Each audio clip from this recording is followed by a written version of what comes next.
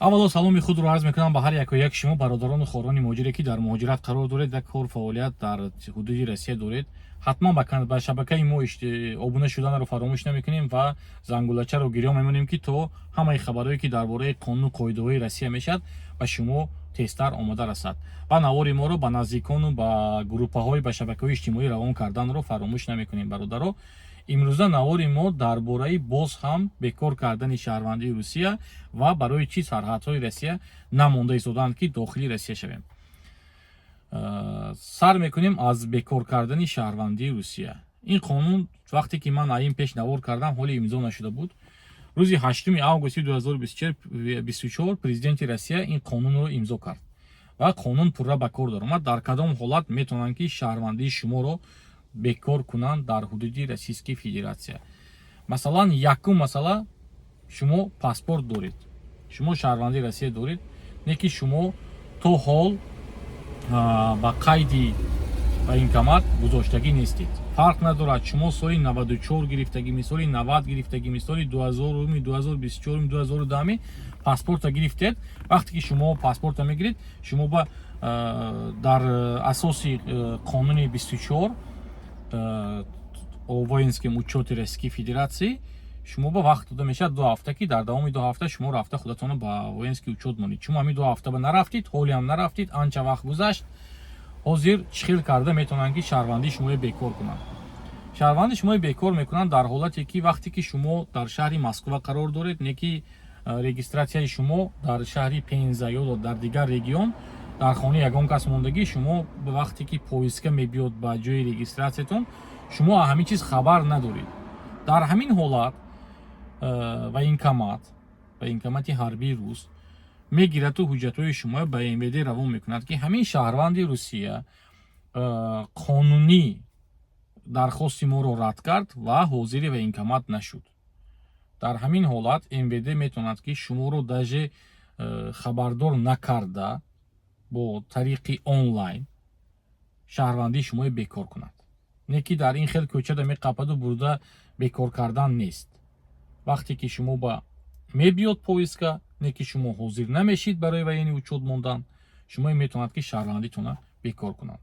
барои ҳамин ҳар як одамое ки шаҳрвандии Русияро доред, рафта ба военни учёт монед. баъд як саволо шуд ки ман 50 сола чӣ хел мешавад, ман 60 сола чӣ хел мешавад, ман 3 кӯдакдор чӣ хел мешавад, 4 кӯдакдор чӣ хел мешавад.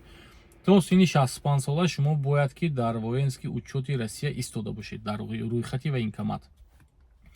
агар хизмати ҳарбии срочнӣ бошад, шуморо агар як кӯдак дошта бошед ва ягон хел монегӣ намекунад, шуморо бурда ба хизмати ҳарбӣ равон карда метавонад. вақте ки 2-3 кӯдак доред, дар ин ҳолат бошад, шумо ба вақт метиҳанд ки камакак кӯдакҳои шумо калон шавад, барое ки шумо кармилиц ҳастед, хӯронда мепӯшондагӣ оила. агар мобилизатсия бошад, дар мобилизатсия 3-4 кӯдак дошта бошед, можед набаранд, мумкин аст ки набаранд, не ки инам бо дар асоси ҳамон қонунгузориҳо дида баромада мешавад. барои ҳамин рафта қонун уже имзо шуд, қонун ба кор даромад, рафта худатона ба военкомат дар рӯйхат монед. як бор дига гуфта мегузарам, то синни 65 сола шумо бояд ки дар рӯйхати военкомат бошед. масъалаи сарҳад, шумо ВНЖ доред ё РВП доред, шумои дохили Россия шудан намонданд. вақте ки ба шумо инспектори ФСБ, ҳамон коргари амнияти рус мегӯяд ки шумо ба даромадан мумкин нест дар ҳудуди Россия, қатъиш баҳс накунед, спор накунед ки ин спору баҳси карагитон дарди сари худатон мешавад. мегирад ҳамин хел статья ҳаст таҳти рақами 27, моддаи 27, қисми 1 ва точка 1. точка 1 ин ҳамон нежелательное пребывание мегӯянд цели безопасности Российской Федерации, яъне ки барои бехатарии Россия мо наметавонем ки ҳамин шаҳрванда дохили Россия кунем. ба ҳамин статья шуморо аз 10 сол то 30 сола метавонанд ки даромаданатона манъ кунанд, яъне ки запрет на въезд мемонанд. баъд шумо наметавонед ки 30 сол дохили Россия шавед.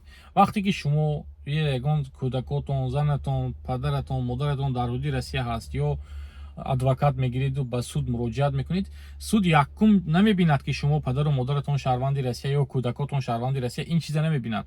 Якум суд медиҳад ки шумо чӣ хел худатонро дар ҳамон ҳолате ки шумо гуфти ҳамон гап зад муносибат кардед, қати ҳамон чӣ хел шумо худатонро нигоҳ доштед дар ҳамон ҳолат, асабмонӣ шудедми, ягон гапи хато задедми назадедми, ҳамаи ҳамин чиза аввал суд дида мебурад.